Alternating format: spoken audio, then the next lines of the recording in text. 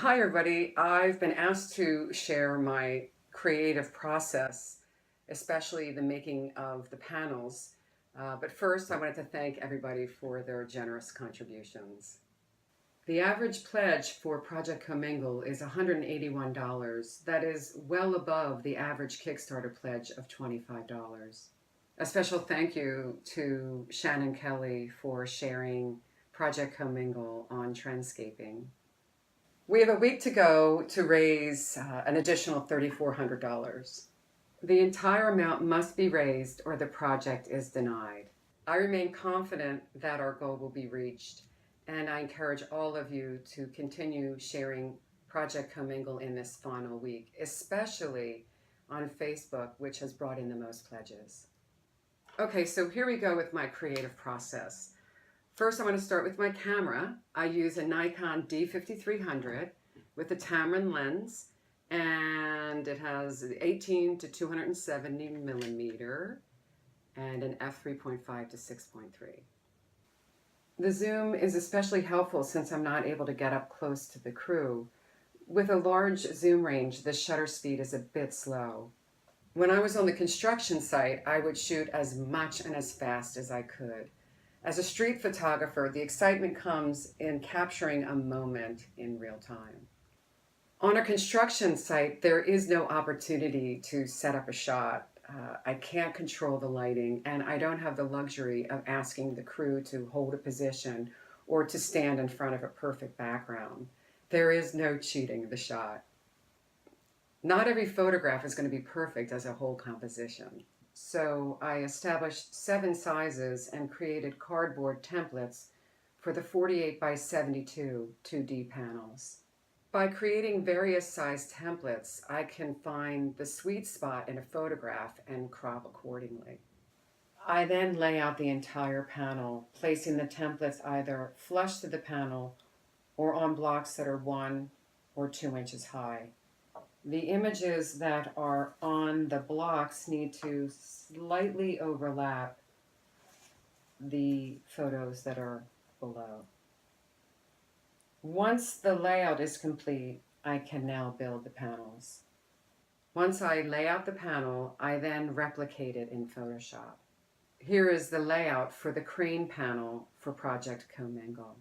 For this panel, there are 60 layers. I am careful to name the layers by the photograph's number so that each photo is easy to find in my digital library, and also record the template size to crop accordingly.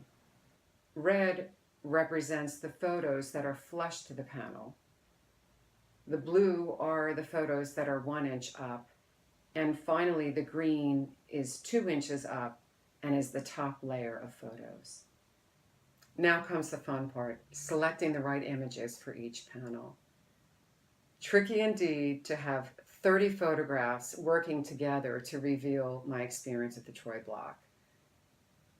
Busy, but not chaotic, revealing the beautifully orchestrated construction process that I had witnessed at the Troy Block. So this is the digital layout for one of the panels highlighting the crane. Once the layout is complete, I can now build the panel. My studio overlooks the wood shop where the assembling will take place.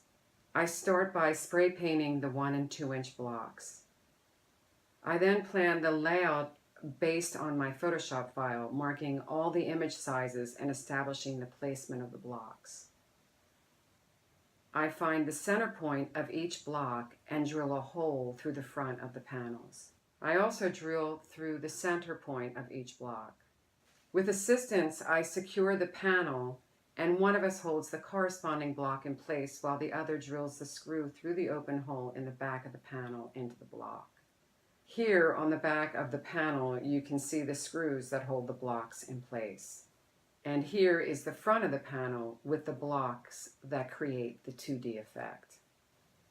If you were to look at the panel from the side, you get this interesting architectural effect. I will use contact cement to secure the metal photographs to the panels as well as the blocks. This is me in the studio creating my last panel from Hannigan's Fleet.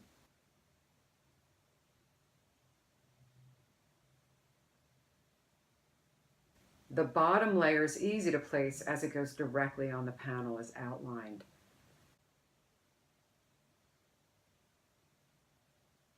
I rely heavily on the Photoshop layout that I have on a large monitor off screen.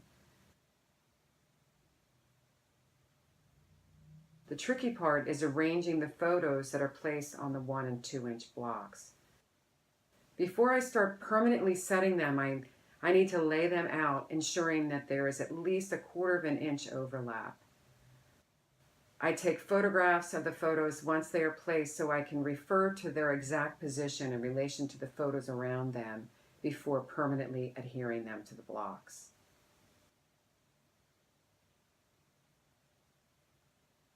Each panel takes about 2 hours to complete. And voila. So this is my process. I love being an artist, and I thank you for your support.